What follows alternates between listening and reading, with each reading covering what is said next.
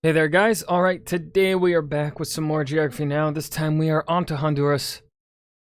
Let me tell you, YouTube did a fucking update to YouTube channel pages, and it was fucking harder to find this video. I had to go into the playlist, find their A to Z playlist, and then scroll the way down to the H's, find the one that's after Haiti, and now here we are. Whereas before, I could just go to a YouTube channel and search from oldest to newest. They fucking got rid of the oldest to newest. Now they only do recent videos or the most popular. YouTube, stop it. Why do these companies remove features? Why remove features? Keep the features. Keep them. Don't remove them. Supposed to add new features, not remove ones that are still useful. Anyways, before we dive in though, make sure you go and check out the links in the description box below. I would love it if you joined the Discord and followed me over at Twitch. Alrighty, Honduras. Guys, I'm not gonna make any puns in this episode. At this point for geography now, cheesy stuff like that is just Honduras. I'm not gonna laugh. I refuse. I refuse. That one was bad. That one was...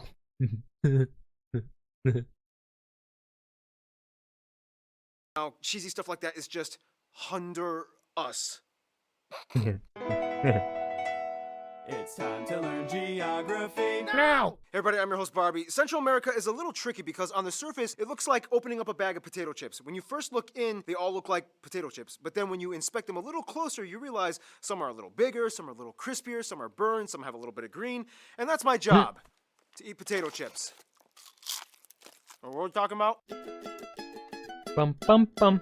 I love this part of the video because it reveals all the secrets to the country, and Honduras has quite a few. First of all, Honduras is located in Central America, sandwiched between Guatemala and El Salvador on the west and Nicaragua to the southeast. Honduras is also a bi-coastal country with both coasts on the Caribbean Sea and a small but still existent patch of Pacific Ocean in the south and the Gulf of Fonseca. The country is divided into 18 departments, and the capital, Tegucigalpa, is located right in the central Francisco Morazan department. The country has 4 international airports, and the largest and busiest one is actually not in Tegucigalpa, but Ramon Villeda Morales International, located in San Pedro Sula. I mean, if you want, you can fly to Tegucigalpa's Toncontin International, but it's kind of like dubbed as the second most dangerous airport in the world due to its horrible location wedged between dangerous mountains with choppy winds and a narrow runway. It's actually not uncommon to see passengers praying before landing. They know what they're getting themselves.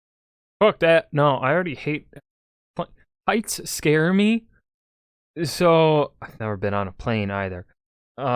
No, thank you. Into. In addition to the departments, as of 2013, Honduras just instituted a new economic zone division, much like what China did with their zones, in which certain cities will have a distinct free market capitalistic function with high autonomy, ruled by their own political and judicial systems. Right now, it seems like Amalpa on Tigre Island will be the first to become an autonomous zone. Others are on the way, but it's a little too early to tell which ones will be exclusive. This has been taken in with both praise and criticism. Praise because based off of your economic philosophy, it could boost revenue, but criticism because it comes at a cost of your own sovereignty being put in the hands of corporations. It's kind of like, so if I give you these cities, you promise it'll all trickle down to us, right? Oh, yes. All I ask is that you give me the authority to tell them what to do. Why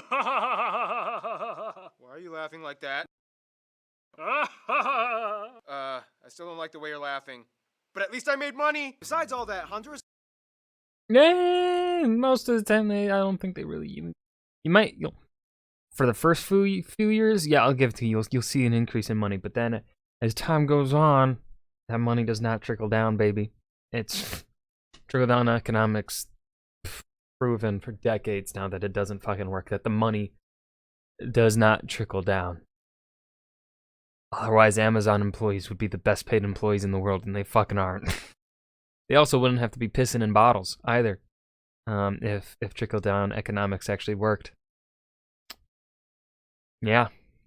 Honduras lays claim to about 20 or so islands, most in the Caribbean, and in the south of Honduras, they were like, okay, I'll take these 4, and El Salvador, you can take these 4. The most notable islands, though, would be the famous Islas de Bahia, made up of Roatan, Utila, and Wanaja, which has Bonaca Key, the most crowded island in Honduras. In addition, you have the Cochino Keys, jump a little further east, and you have the Swan Islands, and if you jump even further north, you hit the completely submerged Misterioso and Rosario banks that lie within Honduras' exclusive economic zone. Most of the population stays in the west and south area, areas of the country. In fact, most of the areas along the border with Nicaragua are uninhabited and empty. Otherwise, some notable sites might include places like the Copan Mayan ruins with hieroglyphic staircases and Mayan ball courts, as well as the Rosalia, a fully replicated Mayan temple, the El Puente ruins, San Cristobal Fort in Gracias, and the Baroque-style churches of Tegucigalpa and Comayagua, Bay Island's Underwater Museum, the Cave of Glowing Skulls. Huh? And see if you can find the legendary Going what? No, I will not go. No. White City, or the City of the Monkey God, which is rumored to be hidden somewhere in the jungles of the East. What else can you find in the jungles of the East? Monkey Jungles, God. which we will discuss in. I want to see the monkey god. Now, in the simplest way I can put this, when it comes to natural catastrophe, Honduras was kind of like, Thanks. I just don't want to get my hair messed up. sure, no problem. Yeah, El Salvador is kind of like Honduras' shield that takes all the crazy earthquakes and volcano eruptions, leaving them with just a smidge of debris and weak aftershock. First of all, the country is divided into 5 general geographic land zones: the insular Bay Islands, the North Atlantic coast, the heavily populated Occidental Sula lowlands, and the largest wilderness area in all of Central America, the La Mosquita jungles in the east, as well as the Pacific South volcanic region. By the way, quick little side note, Occidental means west, and the antonym Oriental means east. And now you know. Inside the La Mosquita, you can find the UNESCO World Heritage Site, the Rio Platano Biosphere Reserve, which has like the highest concentration of wildlife, like the national animals, the scarlet macaw and the white-tailed deer. Now, other than a few fertile valleys and plains along the coast, most of Honduras is mountainous at about 80%. Here you can find the highest peak, the Cerro Las Minas, located in the west. Now, this means that even though the land is rich and lush with vegetation, less than 10% of the land is arable. Now, when it comes to water, although the Coco River is the longest, winding south to north, the Ulua River is the most important as it goes from the Sula Valley to the Caribbean, allowing transport and trade. Right next door, you can find the largest natural lake, Yohoa, which actually sits inside a volcanic depression. And speaking of volcanoes, in the south, you can find the 2 most notable volcanoes, Isla Zacate Grande and Isla El Tigre. Hondurans love food. Even though most Central Americans admit that they do kind of have a similar base culinary structure, Hondurans do have a slight jungle charm. Popular dishes include things like the national dish baleadas, casabe, canecho soup, mondongo, jocote en miel, pollo chucho, and some people, especially in the indigenous community, enjoy iguana and turtle eggs. Otherwise, some top natural spots include places like Pulapanzac Waterfalls, Cuevas de Talgua, Pico Bonito National Park, Cayos Cochinos, and during the rainy season, see if you can make it to the Lluvia de Peces in Lloro, a weird natural phenomena in which every year it rains fish. Like, I'm not even joking, after it rains, the streets are loaded with live squirming fish. Some people think it might be caused by underground waterways opening up, and some people think it's because water spouts suck up the fish from the water, making a fish NATO, dropping them on the towns below. So there you go. If there's one thing you're gonna take away from this episode, it's that Honduras has fish NATOs. Totally fact, not embellished in any way. Moving on. What the fuck? That's gotta smell so bad too. Just like that smell like usually after a storm it smells like pretty nice. Like that after rain smells not bad. I enjoy it. But the smell after a fish storm? No. That's gotta be awful. Seriously though, fish NATOs, can you imagine just sitting there and like... Anyway, the country has about 8.2 million people and has the highest percentage of Protestants per capita out of all Latin American countries. About 90% of the country is mestizo, about 7% are Amerindian, 2% are black, mostly Garifunas along the Caribbean coast, and the remainder is mostly made up of whites with a few Arab, Christians, and Chinese mixed in there as well. Also, they use the Honduran lempira as their currency, they use the A and B plug outlets, and they drive on the right side of the road. You already know what I'm gonna say. The right side of the road, Britain. Get it right. Okay? Stop driving on the wrong side of the road. Britain and the few other countries that do. Come on. Get the fuck out of here. Of the Amerindian community, there are 6 main subgroups, each with their own traditions and languages, except for the largest group, the Lenca, whom have all but lost their native language as it went extinct in the 70s. Now here lies the big question. How is Honduras different from all the other Latin American countries? I mean, aren't they all the same? Don't they all like speak Spanish and eat tacos and stuff? Well, that couldn't be a more ignorant statement, despite the fact that yes, Hondurans do like tacos and they do speak Spanish. First of all, Hondurans, or catrachos as they like to be called sometimes, do have their own distinct quirks. For one, as mentioned before, Honduras is the most Protestant out of all the Latin American countries. Most estimates put the number at somewhere around 40% of the country adhering to some denomination of the faith branch. Otherwise, Catholics make up the majority of the remaining religious community, with a few small communities of Jews and Muslims. And there's probably like a Chinese Buddhist in there somewhere too. I mean, there's always like a few small groups of Chinese people in every country in the world. Even Somalia has Chinese people. Hondurans do have a few... Why would Honduras be so Protestant? They were still owned by the Spanish Empire. Would it be their proximity to Belize that would cause them? But then I feel like that would... No, because Belize only touches Guatemala. Guatemala and Mexico. Why the fuck is Honduras so Protestant? What? Distinct Honduran words like maje, que onda, cipota or cipote, vaya pues, cheque, and andoule. Speaking of words, Honduras, like Costa Rica, is very bilingual in Spanish and English. Kids are taught in elementary schools, and in fact, some estimate that almost half of the entire city of San Pedro Sula is proficient enough in English to hold a normal conversation. The US even outsources hundreds of people there in call centers to speak to US customers. English, whether you like learning it or not, it's the money-making language. Quick history. Yeah. Like all the other Central American countries, Honduras kind of had like 3 independences, one from Spain, one from Mexico, and one from the Federal Republic of Central America. Then about 300 small internal rebellions and civil wars occurred. Then in the 60s, they had a war with El Salvador that was basically started by a soccer match. Then in the 70s, civilian rule returned and things were looking up. Then Hurricane Mitch messed everything up. Then in 2009, a very soft coup d'etat happened, and that's where we stand today. So essentially, this is where we get all the gritty stuff. Yes, Honduras, although speckled with beauty and extremely welcoming, nice people, is riddled with a sinister dark side. Yes, Honduras has one of the highest intentional murder rates in the world outside of a war-torn country. This is mostly attributed to the drug trafficking problem. About 80% of the drugs entering into the US will at some point cross through Honduras by cartels. Everyday citizens typically witness drug trucks transporting supplies. However, they just kind of live by the keep your mouth shut and mind your own business rule. Nobody will be bothered. And keep in mind, you're gonna see a lot of this type of stuff in other Latin American countries. It's kind of like a strange, shady, bilateral government mafia type of coalition thing that shouldn't exist, but they don't know how to get out of it, so they just kind of leave it as it is and try not to get in. Largely the whole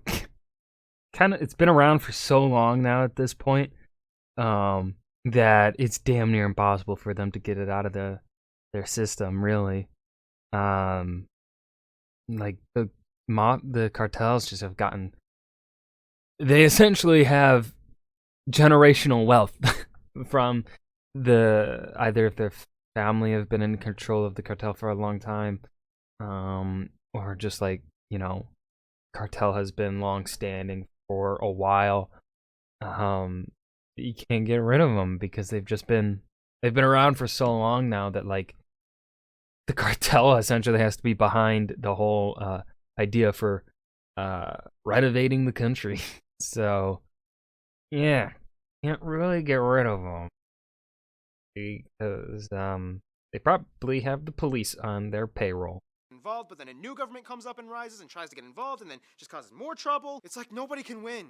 Man, Latin America, I'm really starting to kind of like understand your plight. Man, people, stop buying drugs. It's like, just buy a puppy and play with it. That's like the equivalent of 40 drugs in one on steroids.